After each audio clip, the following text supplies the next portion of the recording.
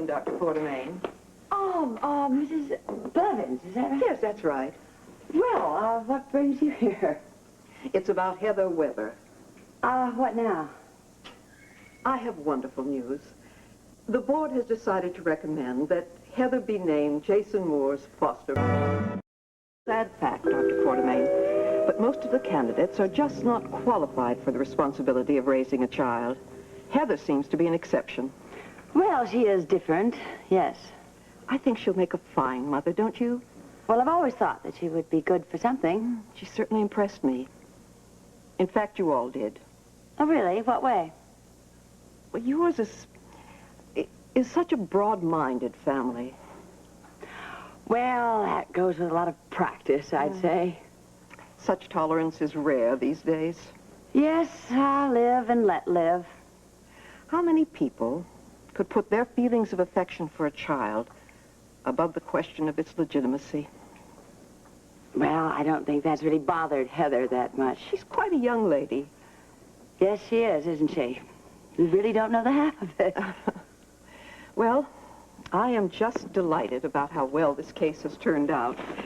I only wish that all my children could find such ideal circumstances. Well, maybe Heather could take on 4 or 5 more. What? Oh, just a thought. Oh, Alan. Hello. My darling. You remember Mrs. Blevins, don't you? Hello, Mrs. Blevins. How are you? very well, thank you, Doctor. Good. Is there something wrong? No, on the contrary. No. Mrs. Blevins has some wonderful news. News that I'm sure you'll be delighted to hear. I just wanted to tell you both the news. Well, I just want to thank you very, very much. I'm very surprised that Heather didn't come running up here. She must be ecstatic about this news. Actually, she doesn't know yet. I stopped by her place and she wasn't in. Would you be good enough to tell her for me? Yes, of course I will. And thank you very much for coming, Mrs. My Blevins. pleasure. Goodbye. Goodbye.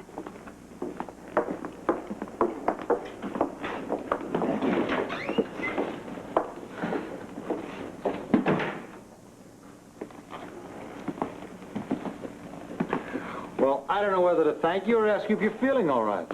Neither. What's going on? Nothing. What? What do you mean, why? Is it my imagination, or are you starting to change your mind about Jason? Oh, not a chance. Well, I don't understand, Monica. Why didn't you object? Oh, just forget it.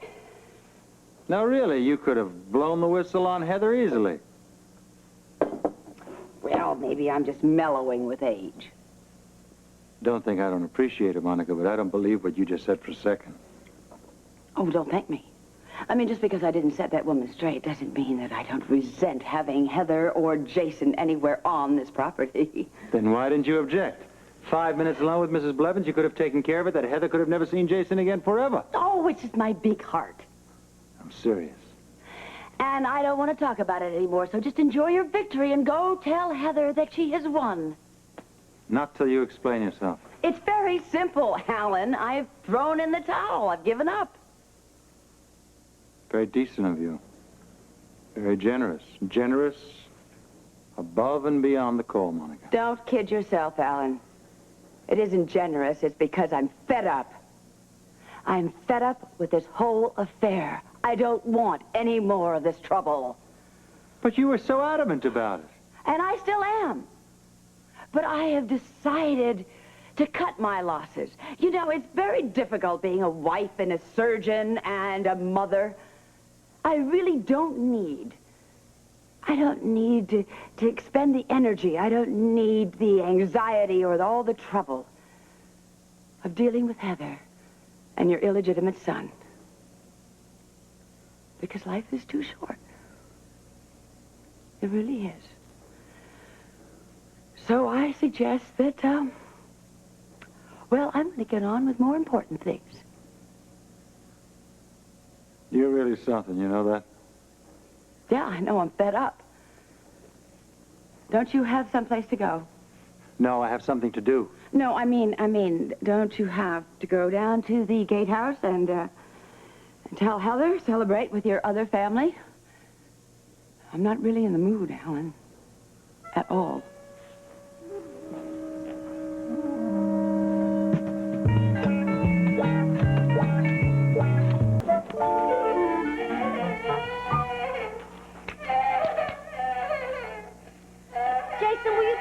I'll be there in a minute.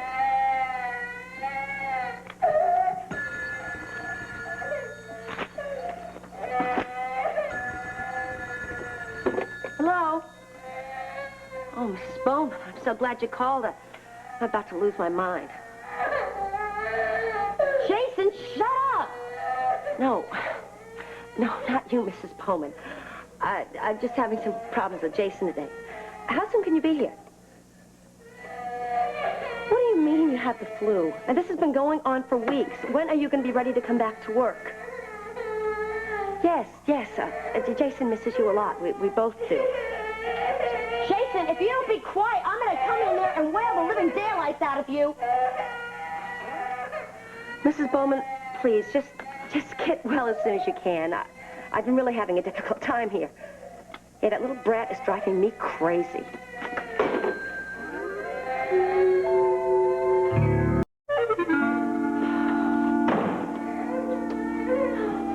What the hell is this? Oh, you wouldn't believe the day I've had. Of course I would. There's plenty of evidence of it. No, Alan, it's been terrible. Mrs. Bowman didn't even show up. She claims to be sick. Well, she's been sick for weeks. I've been on my feet since early this morning. There's just so much to do. Yeah, so I see. This is the first time I've sat down all day. You poor darling. Don't let me interrupt you.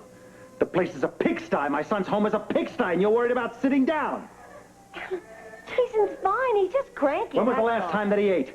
I don't know. What do you mean you don't know? Who am I supposed to ask? Well, it was lunchtime. I just don't know He exactly what hasn't time. eaten since lunchtime?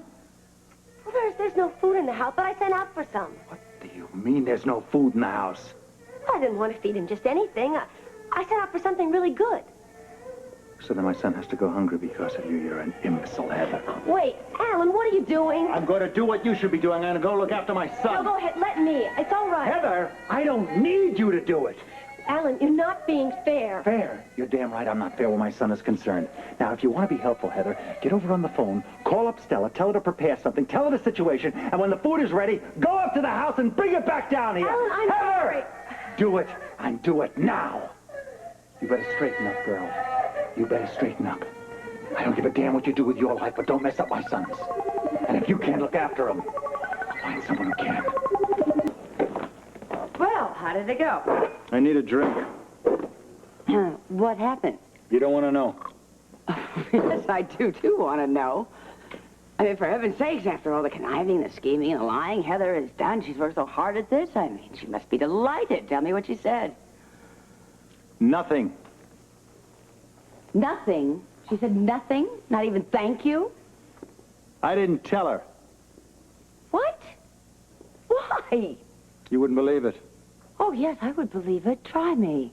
I walked into that place, and it was like a pigsty. It was disgusting. The gatehouse was a disaster area. What do you mean? I don't think she cleaned that place in a week.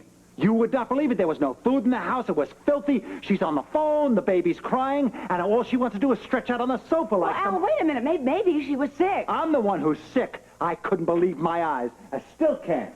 Look, there has to be an explanation. Oh, there is an explanation. I made some kind of ridiculous mistake. I tell you, I didn't know what she was like until now, but she made my skin crawl. All right, Alan, look. I mean, people have their off moments. I don't believe I'm saying this, but maybe this was one of Heather's, and you could go back there 10 minutes from now, and the place would just be fine. Let's see. You really think so? Well, I don't know. Nobody could be that irresponsible with a child.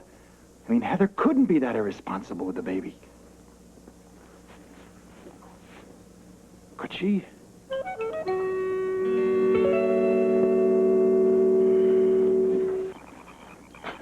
Scotty, I just don't feel like it. Now, the day's been the worst. Look, I can't come over there. I can't even get a sitter. Believe me, I'm considering leaving Jason here by himself. He's just been a terror all day. No, I do not want you to come here. That's all I need would be for Alan to come in here and find the two of us snuggled up in the same house as Jason. I don't want Alan thinking I'm a loose woman. And if he does, you'd be to blame. I don't know what I'm going to do.